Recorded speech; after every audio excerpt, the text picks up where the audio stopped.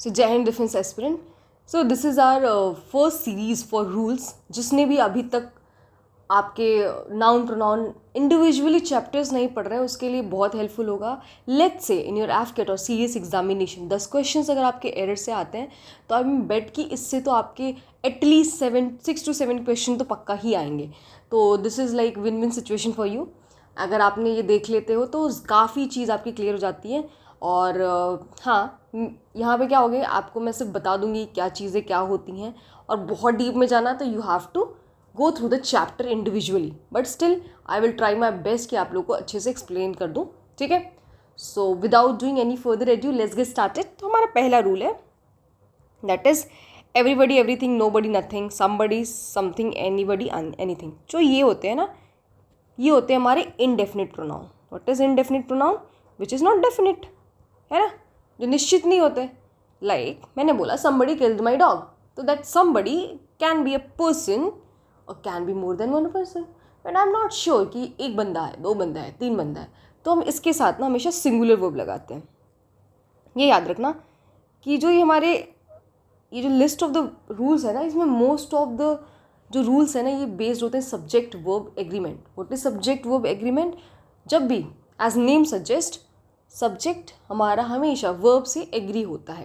Example, अगर subject singular है तो वर्ब भी सिंगुलर होगा, सब्जेक्ट प्लूरल है तो वर्ब भी प्लूरल होगा, बस। ठीक है, यही होता है और कुछ नहीं होता इसमें। पहला रूल बहुत ईजी है। ठीक है, तो देखो, एवरीबडी इज या are ready to do the work, obviously singular verb होता है, तो सिंगुलर के लिए हम हिज भी लगाते हैं, देर नहीं लगाते, देगा देर होता है, ये भी याद रखना। ठीक है, now rule number 2, that each every, this is the distributive in nature. Distributive क्या होता है? आपने डिस्ट्रीब्यूटिव प्रोनाउन अगर नहीं पढ़ा है तो डिस्ट्रीब्यूटिव प्रोनाउन होते हैं मतलब जो कि डिस्ट्रीब्यूट करके चीज़ों की बात करते हैं, एक एक करके बात करते हैं। ईच बॉय, ईच गर्ल, है ना, each of the girl was present, ऐसे इन द फेयरवेल, ऐसे करके। तो ये डिस्ट्रीब्यूट अलग अलग करके बात करते हैं। ठीक है ना, the real catch was there कि ईदर नीदर एनी नन, अगर ये तीनों दिया है, मैम हमें पता भी नहीं है, चलो हम बता ही देते हैं अगर नहीं पता है तो। वैसे मैम कैसे हम लोग डिस्टिंग्विश करेंगे कि सब में डिफरेंस क्या होता है? देखो, इधर भी दो के लिए यूज़ होता है, नीदर भी दो के लिए यूज़ होता है, एनी दो से ज़्यादा के लिए, नन भी दो से ज़्यादा के लिए। जैसे मैं बोलूँगी either of the two boys has did the crime, कुछ भी। ठीक है, तो यहाँ पे ईदर लगेगा, क्यों? दो बॉय की बात हुई, लेकिन ईदर ऑफ द 5 एक्यूज मैंने बोला, तो यहाँ पे मैं ईदर नहीं लगाऊंगी। क्यों? क्योंकि मैम यहाँ पे 5 है, मोर देन 2 है, तो मैं एनी लगा सकती हूँ। ठीक है, एनी ही लगाऊंगी, एनी लगा क्या सकती हूँ। ठीक है, देखो, तो ईदर किस लिए होता है? ये पॉजिटिव स्टेटमेंट के लिए होता है। This is for negative, this is for positive and this is for negative. Negative statement मतलब जहाँ पे नॉट लगता है, सिंपल सी बात है। पर नीदर में हमारा नॉट नहीं लगता, मतलब ना तो ये ना तो वो, हिंदी में समझ जाओ, सिंपल सा। जैसे एक मिनट, ईच और एवरी में भी डिफरेंस जानो। देखो, जो मेरा ईच होता है ना, ये मेरा प्रोनाउन होता है एंड एडजेक्टिव होता है। बट जो मेरा एवरी होता है ना, it always act as an adjective. अब मैं दिखाती हूँ यहीं पे, यहाँ पे आप एवरी नहीं लिख सकते। यहाँ पे गर्ल है, that is noun qualified by the adjective. हाँ, तो मैम यहाँ पे ईच गर्ल भी हो सकता है, यहाँ पे एवरी गर्ल भी हो सकता है। ठीक है, दोनों हो सकता है, मतलब ये हमारा रूल पक्का हो गया कि दोनों एडजेक्टिव होते हैं। लेकिन each of the girls was present हम ये तो लिख सकते हैं, लेकिन every of the girls of the present ये हम नहीं लिख सकते, ये गलत हो जाएगा। तो every only act as an adjective, not pronoun. ठीक है, अब मेरा ये तो नाउन हो गया। ठीक है, हो गया ना नाउन, ये नाउन है मैम, ओके, ये नाउन हो गया, लेकिन ये तो एडजेक्टिव है। तो मेरा बताइए, ये तो कॉमन सी बात है, यहाँ वॉज ही होगा। ठीक है, और अगर ईच ऑफ द गर्ल्स हो गया, अब यहाँ पे देखो चूज़ करने की बात हुई है। कभी भी याद रखना, डिस्ट्रीब्यूटिव इन नेचर है, मैं समझ रही हूँ, ईच गर्ल बोल दिया तो लाइक डिस्ट्रीब्यूट करे, लेकिन अगर ऑफ लगा के दे दिया विच मीन्स चूज़ करने की बात कर रहा है। ठीक है, जैसे वन ऑफ, आपने सुना होगा, one of, neither of, either of, ये सब क्या करते हैं? हमेशा दो चीज़ों में से चूज़ करने की बात करते हैं। ठीक है, तो यहाँ पे तो ऑब्वियसली वर्ब लगेगा, सिंगुलर वर्ब लगेंगे, यही हमारा ना ऑलरेडी ये सब चीज़ें सिखाती हैं। उसका भी रीज़न मैं बताती हूँ आपको, एक एक करके सीखो। देखो, ये स्टेटमेंट ही गलत है ma'am, each of the girls होगा, एवरी नहीं होगा, क्योंकि every never act as an adjective. अच्छा, आपको ये भी नहीं समझ में आ रहा कि मैम यहाँ पे मैं एडजेक्टिव ही क्यों चाहिए। देखो, हमारे जो सब्जेक्ट होते हैं ना, either it act as a noun और प्रोनाउन, और इसके अलावा कुछ नहीं होते। कहीं से भी उठा के देख लो, नाउन प्रोनाउन के अलावा सब्जेक्ट नहीं होता, इसीलिए यहाँ पे नहीं होना चाहिए। ठीक है, यहाँ पे देखो सिंगुलर वर्ब लेते हैं, इतना याद रखना ये सारी चीज़ें। ठीक है, ईच ऑफ द स्टूडेंट्स या स्टूडेंट, ये आप लोग बताना मुझे। ठीक है, देखो यहाँ पे नन ऑफ द पेन्स, ठीक है, मैं पता नहीं है कि दो है कि दो ज़्यादा, तो क्या हो जाएगा इज़, क्योंकि इसके अकॉर्डिंग आएगा। Any of the two student, देखो यहाँ पे of the two students will, सही है। अब मुझे बताना यहाँ पे टू होगा तो एनी होगा कि क्या होगा। तो याद रखना टू के लिए हम क्या लगाते हैं, ईदर, फॉर पॉजिटिव स्टेटमेंट, है ना। वैसे neither of them attendant function, ये भी ठीक है। चलो अब मैं एक चीज़ और आपको बताती हूँ। ये जो होता है ना मेरा, ये याद रखना। वैसे यहाँ पे देखो, जब भी मेरा ऑफ लगा के प्रिपोजिशन के बाद ऑब्जेक्ट आता है ना, ऑफ लगाने के बाद प्रिपोजिशन का ऑब्जेक्ट आता है, वो खुद का ऑब्जेक्ट लेके, याद रखना उसका सेंटेंस से कोई मतलब नहीं लेता। कभी भी गलती से प्रिपोजिशन को, प्रिपोजिशन के ऑब्जेक्ट को सब्जेक्ट मत बना देना। इनका क्या काम है, ये ले के हट गए, इनसे मतलब नहीं है। ये जो मेन चीज़ है हमारी, ये है, इनके अकॉर्डिंग लगेगा। Preposition can never be the subject, it will act, क्या अपना लिया हट गया, कुछ मतलब नहीं होता। तो हमेशा याद रखना ऑफ लगा के जो भी चीज़ें आती है, most of the time, most of the क्या, हमेशा वो प्रिपोजिशन होते हैं, उनके बाद उनका एक नाउन आता है। ठीक है, वो तो डिटरमाइन करेगा कि, वो मैं बाद में बताऊँगी, बहुत सारे रूल्स है उसके लिए। ठीक है, बस वो उनके बाद नाउन आता है जो कि उसका ऑब्जेक्ट होता है। ठीक है, now the rule third, both and याद रखना, बोथ हमेशा पॉजिटिव स्टेटमेंट के लिए यूज़ होता है। मतलब बोथ ऑफ द पीपल या both of the boys not come to my school, ऐसे नहीं लिखेंगे, नीदर बोल सकते हो, लेकिन बोथ के साथ, बोथ जो होते हैं हमेशा पॉजिटिव स्टेटमेंट में यूज़ होता है। ठीक है, जैसे बोथ द स्टूडेंट, और ये भी याद रखना बोथ के साथ हमेशा एंड यूज़ होता है। कभी भी आगे कुछ भी और यूज़ करके आपको दे देगा, बट यूज़ करके दे देगा, एज वेल एज यूज़ करके देगा, मत यूज़ करना, गलत होता है। ठीक है, बोथ हमेशा अपने साथ एंड लेता है। Similar to that between, between भी अपने साथ एंड ही लेता है। जैसे between, choose between the animal cell and the plant cell, not or. ठीक है, ये आपको बहुत सारे देंगे।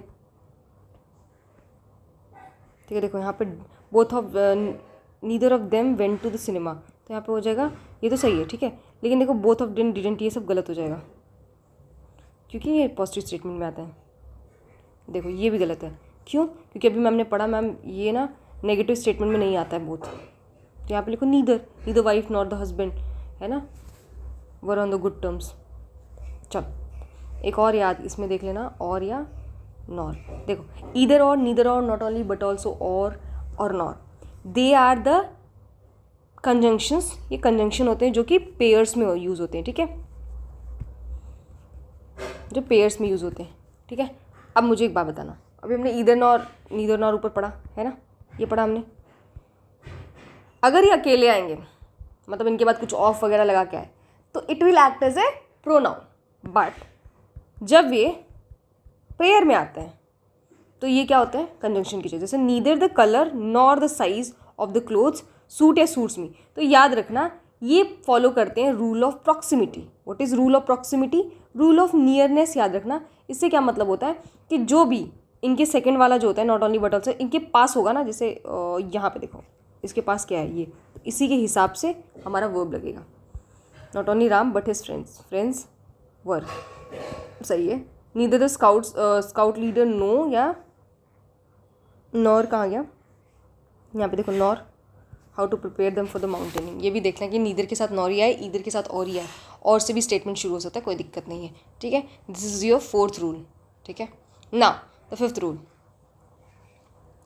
ठीक, इसको मैं बाद में बताऊँगी, याद दिलाना मुझे। रीज़न बिंग, जब तक कुछ चीज़ें आपकी क्लियर नहीं होंगी तो ये आप नहीं कर पाओगे।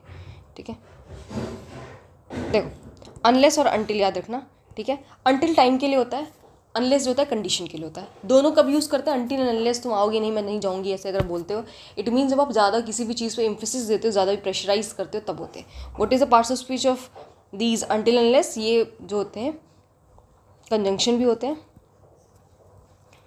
पर अनटिल जो होता है ये प्रिपोजिशन भी होता है और कंजंक्शन भी होता है, अनलेस ओनली कंजंक्शन। ठीक है, what is the difference between that, देखो अनलेस जो होता है कंडीशन की बात करता है, डाउट की बात करता है ना। ये तो इफ़ हो गया, एक मिनट। अनलेस जो होगा, ठीक है, अनलेस जो होगा कंडीशन बात करेगा, ठीक है। अनटिल जो होगा टाइम की बात करेगा। अभी हमने देखना है until, unless, if, whether, that, ठीक है। तीनों में डिफरेंस क्या होता है देखो।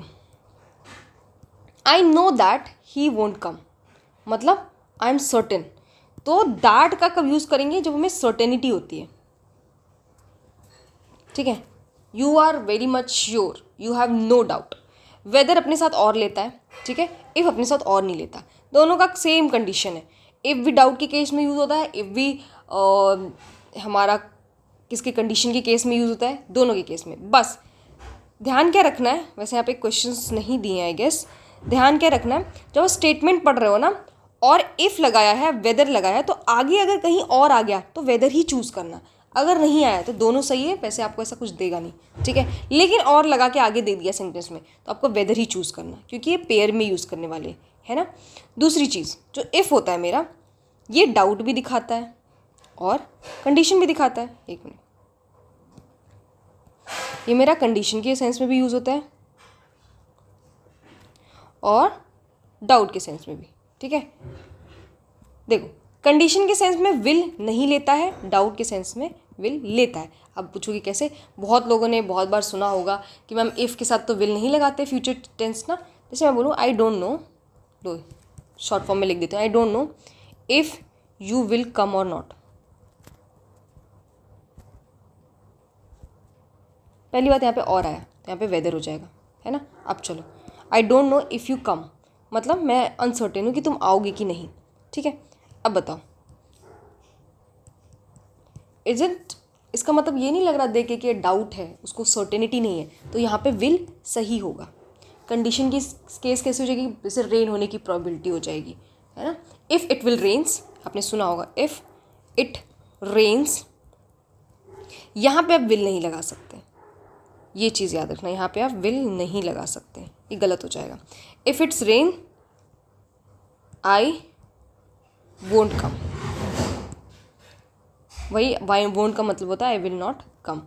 याद रखना, जिस भी क्लॉज में आपने इफ़ लगाया है और कंडीशन की सेंस आई है, दिस वन, वहाँ पे विल का यूज़ नहीं करेंगे हम, कभी नहीं करेंगे, ठीक है। ये याद रखना।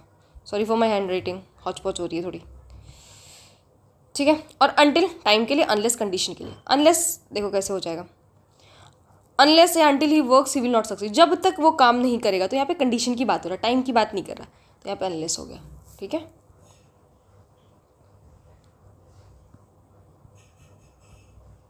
चलो, never use, avoid using double comparative and double superlative, मतलब हम दो कंपैरेटिव और दो सुपरलेटिव नहीं यूज़ कर सकते हैं साथ में। कैसे? जैसे मैं नहीं बोल सकती he is more smarter, he is more smart बोल सकती हूँ। ये मेरा मोर जो है मच का है ना, मच, मोर, मोस्ट, ठीक है। मैं मोर स्मार्ट बोल सकती हूँ बट क्योंकि ये पॉजिटिव डिग्री है, बट मोर स्मार्टर नहीं बोल सकती साथ में, गलत हो जाएगा। तो यही बोलने की कोशिश कर रहा है कि आप दो कंपैरेटिव और दो सुपरलेटिव साथ में यूज़ नहीं कर सकते। देखो, he is more visor then his brother, है ना, तो ही इज मोर वाइज लिखो आप। इवन फॉर कंपैरेटिंग, अगर आपको कंपैरिजन करना है, आप एक, अब है ना, इसको आप लिख लो कंपैरेटिव डिग्री, इसको पॉजिटिव डिग्री, एक कंपैरेटिव एक सुपरलेटिव लिख सकते हो, लेकिन दो साथ में नहीं लिख सकते, ये याद रखना, है ना। अब यहाँ पे देखो, मोस्ट और smartest, she is the most smartest girl in the class. Most और स्मार्टेस्ट दोनों क्या है? दोनों सेम थिंग बात कर रहे हैं ना, दोनों सुपरलेटिव है, मोस्ट और मोस्ट स्मार्टेस्ट। तो यहाँ पे नहीं लगा, या तो लिखो, या तो स्मार्टेस्ट लिखो, मतलब वो सब में है, मोस्ट लिखने की ज़रूरत ही नहीं है ना। यहाँ भी गलती है, ठीक है। मोर बेटर मच बेटर होता है, देख लेना मोर बेटर क्या होता है, मच बेटर क्या होता है। Okay, this are the rule second 8।